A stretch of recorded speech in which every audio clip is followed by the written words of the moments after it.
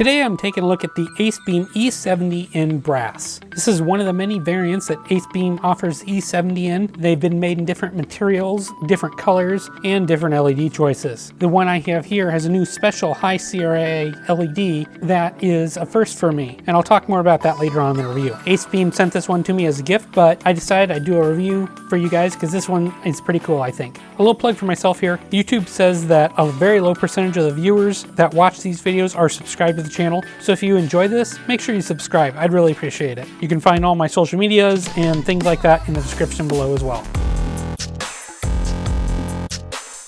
So here is the packaging that the Acebeam E70 comes in. It's a nice cardboard box, magnetic flaps. Here on the side you can see that the battery is optional. Mine did come with one, and I've got the high CRI option of LED. You also got a 5000 and a 6500 Kelvin tint. Inside you get a few things here. You get some extra O-rings, which is nice. You get a felt bag. You get a lanyard, which I will probably install this on this light. I'm not a huge lanyard guy, but I think this would be nice. And then you have a cable here that you can use to make the battery, to charge the battery from USB-A to USB-C, or you can plug this into the side of the battery to make it like a power bank. You can plug in your phone charger there and charge your phone off the battery if you need to. So let's take a quick look at the construction and design here, and I want to hit all the highlights while I show you the photos and the video so you can really look at the rest of the details of the light. Starting at the tail cap here, you can see it's all brass, including the button. There's a little electronic button underneath there. I think it's a nice design. It's tail stands nicely. You have the pocket clip here, which I'll talk about in the retention section. It is attached, and this is a common sized pocket clip, so you should be able to put on aftermarket options if you want to pretty easily. On your other two holes you have here,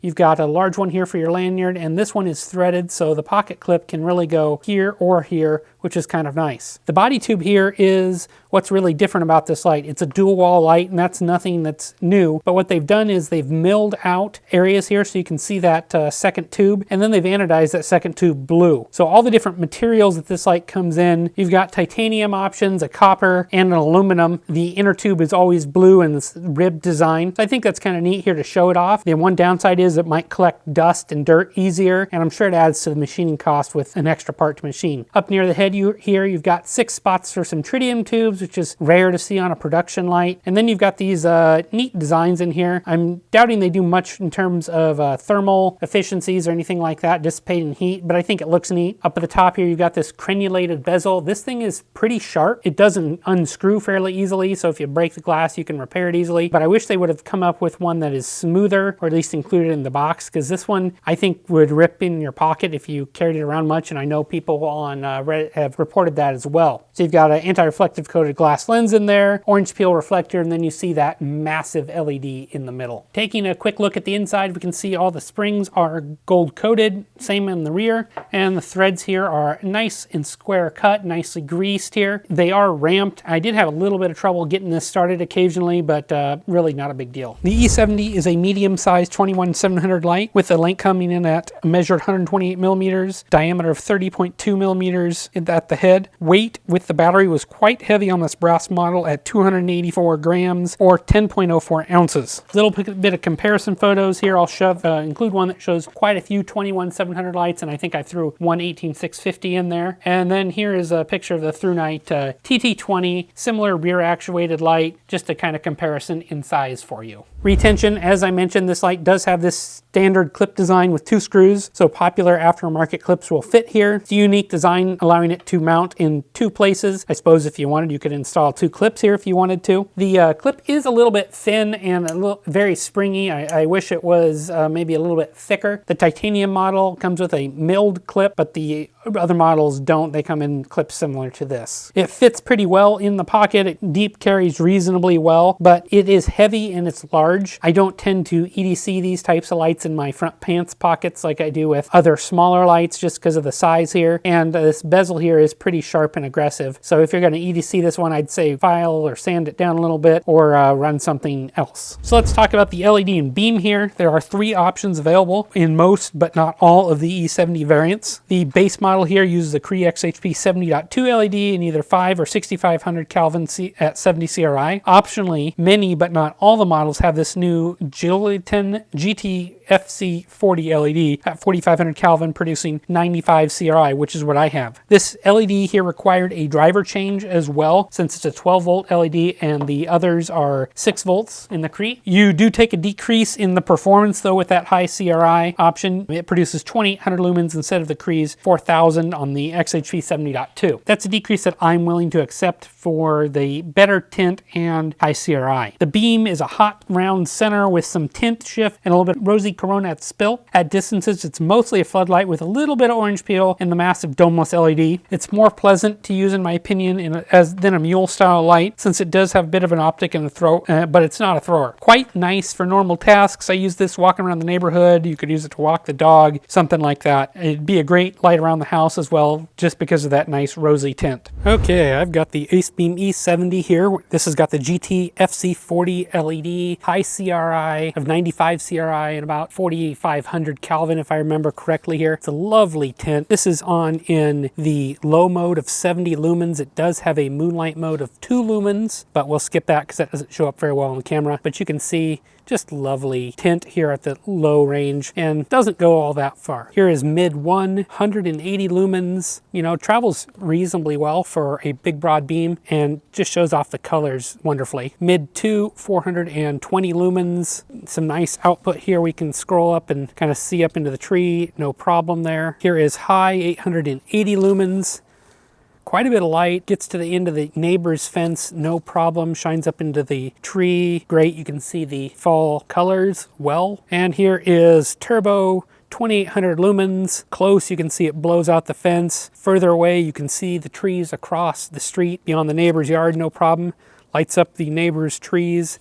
This is a fairly floody beam. It's got a little bit of throw to it. So overall, quite a bit of performance here. My comparison light is the ThruNite TT20. This is running an SST70 LED, cool white, 2500 lumens, so not quite as much performance, but you can see this throws better. It's got a better reflector for that and it's just a better LED for that. And you can see those distant trees quite a bit better, but not nearly as nice of tint in my opinion, or CRI. You can really see that in the tree and the yellows and the reds there. They're just not as nice. Here is the 2800 lumens on the Acebeam E70. You can see it's really nice tint. You can see the tree lights up nicely and it throws across the street decently well, but not as well as the TT20, which is here. So for me, I'll take this Acebeam every day. So I did my heat and runtime testing with the optional Acebeam battery that I've got installed. It's got a 5000 milliamp hour output. Output on my GT-FC40 LED here is between 2800 lumens roughly, according to Acebeam. And at turbo, it stepped down at 1 minute, and this seems timed. It did run at 35% relative output for 90 minutes, stepping down a few more times as output went lower for a total runtime of 2 hours. While this thing produces a lot of light, it's certainly not the most efficient LED or driver combination I've seen for a 21700. It produces a significant amount of heat that builds over time in the light. It doesn't dissipate it very well. You're going to want gloves or to turn this one down for sustained use. Max heat was at 1 hour 30 at a crazy 84.9 C. So that's 185 degrees, and those are temperatures that will burn you for sustained use. That said, I'd only see this in testing. Normal people are going to turn the light off or turn it down, so it really won't get that hot, so it's not a big concern. The UI here did take me a little bit of time to get used to, but as I got used to it, I think it's a good design, and it builds in an element of safety without being too cumbersome. So to turn on the light, you have to double press that tail cap, and it does have memory mode, and it will come on in the last mode used other than turbo or moonlight mode. If you press and hold, it will cycle up through the 4 modes, low, 2 mediums, and a high.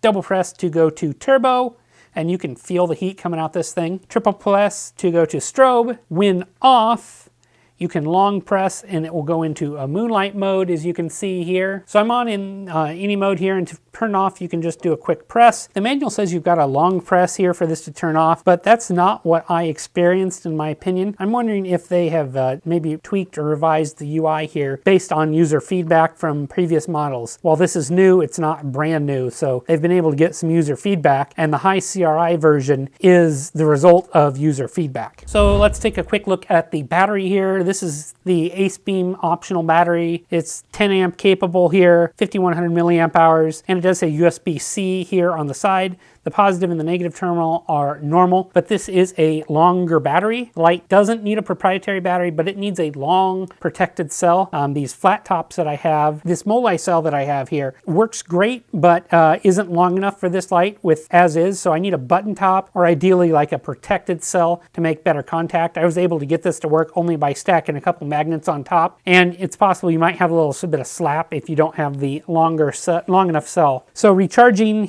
time here took 2 hours 7 minutes to charge, which is pretty quick via the USB-C plug, and as I mentioned, you can use the included cable to plug in to the battery and charge your phone or something like that. My conclusion on the Acebeam E70 is it's a nice higher end model of production flashlight with a lot of nice features that I think are well thought out. I love that Acebeam continues to offer LED and tint choices on this model, especially different versions of the LED and a high CRI version. Not a ton of manufacturers are doing that these days, so it's nice to see. For applications like this, I'll easily take this GT-FC40 LED every day over the XHP 70.2, which I'm not a huge fan of, especially when I can get a warmer tint and high CRI. The brass and copper versions of this light are quite heavy with a battery, so if you're planning to use this as an EDC, I'd say get one of the lighter versions like titanium or even aluminum, which also happens to be the most economical. I like that they include the standard clip configuration here, so if you wanted to further customize your light or swap it out, you can. I wish they'd offer a smoother bezel included in the package, just because I think this is really aggressive and it'd carry better with something a little bit more tame. That said, this is a bigger light and not one that you'll probably find me EDCing in a front pants pocket just because of its size and weight, but I'll use it for going on walks. I could use it around the house. It's a nice high quality flashlight. I can recommend this one without reservations, especially if you haven't tried the GT-FC40 emitter. It's got a wonderful tint in my opinion, produces enough lumens for most tasks, even though it does get quite hot, but that's not because of the LED choice itself. It's a good overall flashlight. If you would like one of these, make sure to check out the description below. I'll have a link to Acebeam, and that is an affiliate link, so it does help the channel if you decide to buy one. As always, thanks for watching these reviews, and I'll catch you on the next one.